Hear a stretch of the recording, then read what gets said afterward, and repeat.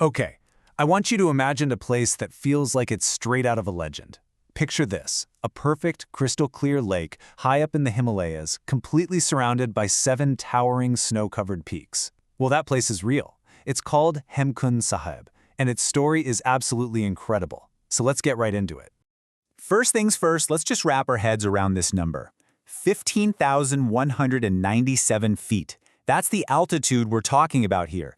It's so high that the air has about 30 to 40% less oxygen than down at sea level. I mean, every single breath you take up there is work, and every step feels like a real accomplishment. And that staggering altitude really brings us to the heart of the mystery, doesn't it? How in the world did anyone build the world's highest Gurudwara, this incredible masterpiece of faith and construction, on a spot that was literally lost to history for hundreds of years? That's the question we're going to unpack today. To find the answers, we have to go way back. I mean, long before a single stone was laid, or any pilgrim ever made the trek. The story really begins not with a map or a compass, but with a legend, a clue hidden away in a sacred text. And that text is the Dasam Granth. Now, this is a very important scripture in Sikhism, which contains the writings of the 10th Sikh Guru, Guru Gobind Singh. And inside its pages, the Guru talks about this really profound memory he had from a past life, a memory of a special place where he went to meditate. He actually left behind a very specific clue in these verses. Himkund Parvat Hejahan, Sapt Sring Shobit Hetahan. He describes a mountain called Himkund, which means lake of snow, and says it's adorned by 7 distinct peaks. This, he wrote, was the place where he meditated so deeply that he became one with God. This verse was basically a spiritual treasure map, just waiting for someone to figure it out. But you know, for centuries, that's all it was.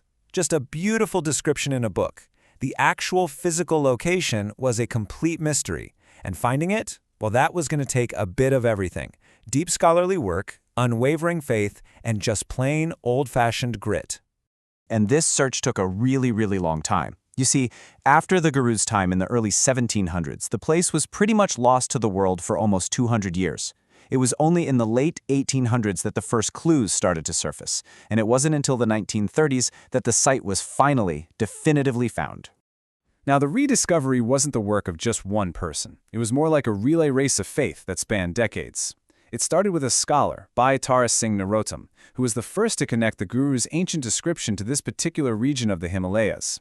Then, an influential writer, Sapt Sring, wrote about it and got people really excited. And that led to the final step, an army soldier named Havildar Modan Singh, who took it upon himself to actually go and find the exact spot.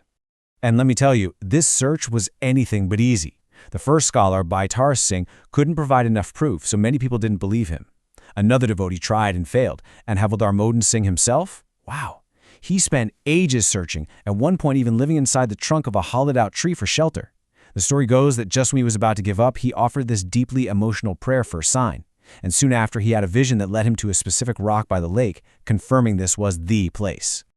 So, finding the site was one miracle, but building something there, that was a whole different challenge. The story of discovery had ended, but an absolutely epic story of engineering was just about to begin.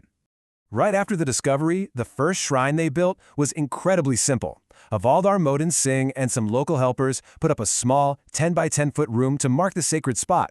It was a humble start, but it was everything.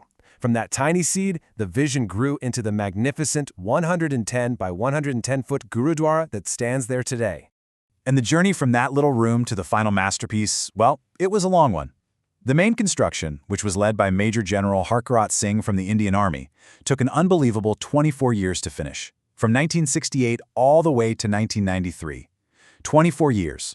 And the challenges, they were just off the charts. I mean, just think about it. You're working at over 15,000 feet. The temperature can drop to minus 20 Celsius.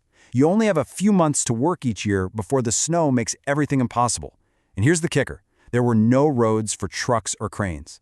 Every single thing, cement, supplies, even massive steel plates for the roof, had to be carried up that steep mountain by hand. This chart really helps put it into perspective. See that? At sea level, you've got 100% of the oxygen you're used to. At Hemkund Sahib, you're working with about 65%. Just walking is tough, so imagine doing intense manual labor day in and day out for years.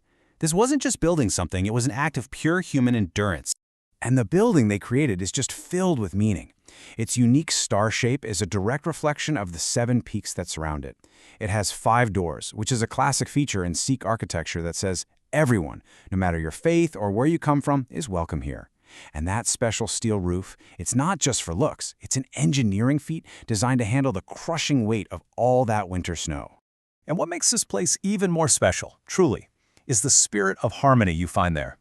Right beside the Gurudwara, there's a small temple dedicated to Lakshman, the brother of the Hindu god Lord Rama. It's believed he also meditated right there by that same lake. It's just a powerful symbol of different faiths sharing a sacred space together. So, the story of Hemkund Sahib isn't just something stuck in history books. No way. It's a living, breathing pilgrimage that continues to test the physical limits and reward the spirits of thousands and thousands of people every single year. The pilgrimage today is a serious trek. It starts down in a town called Govindghat. From there, you hike 13 kilometers up to a base camp called Gurudwara. You stay there overnight to get used to the altitude, and then you face the final push, a really steep 6-kilometer climb all the way to the top. And once you make it to the top, the experience is just profound. A lot of pilgrims take a dip in the freezing cold water of the lake. It's seen as a way to cleanse the soul. Then you have prayers in the Gurudwara, you share a simple meal at the community kitchen, called langar, and you can take part in seva, which is selfless service. And let's talk about that langar for a second. Can you imagine? After that exhausting climb, in the thin, cold mountain air, someone hands you a cup of hot tea and a warm bowl of khichdi, a simple dish of rice and lentils. It's an unbelievable gesture of hospitality and provides such immense comfort. It really captures the spirit of community that defines this place. Okay, so we've traveled through centuries of legend, faith, and sheer determination. Let's just boil it all down and recap the 5 key things to remember from the incredible story of Hemkund Sahib. So let's tie this all together. It started as a lost legend, a whisper from an ancient text that was forgotten for centuries. That legend was brought back to life by a faithful quest, a chain of determined people who wouldn't give up. Their discovery led to an engineering marvel, a sanctuary built against impossible odds.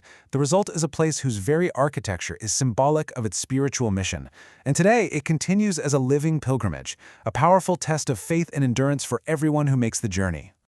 Now, just as we finish up, it's important for us to say that this explainer is all based on historical accounts and religious texts. The spiritual meaning of Hemkund Sahib is, of course, a deeply personal thing, and everyone's interpretation can be different.